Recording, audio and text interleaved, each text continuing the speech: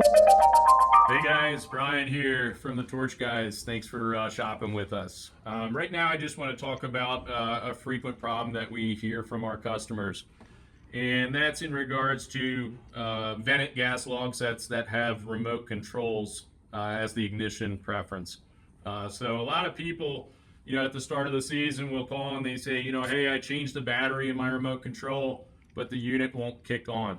And sometimes it's a very basic fix. Number one, you got to make sure that the pilot light is burning if it's a standing pilot ignition system. If you have an electronic ignition system, you need to make sure that you have fresh batteries in the ignition system box.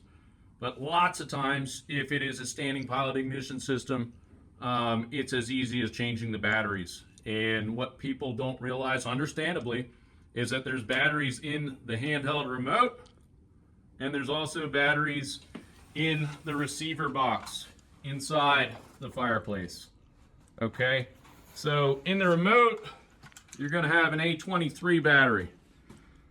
All right, you can get that at Home Depot, you can get that at CVS, you can get that at any fireplace store for the most part.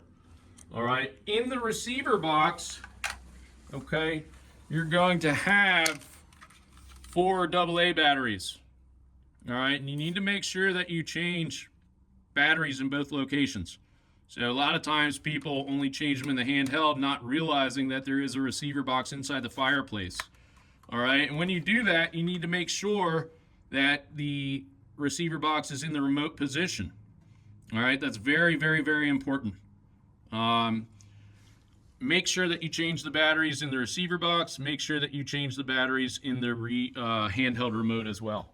As long as the pilot light's burning and you have fresh batteries and you're in the remote mode, of course, you should be able to get the fireplace to come on. So keep that in mind, guys. Changing batteries, the importance of changing them in both locations, the handheld remote and the receiver box.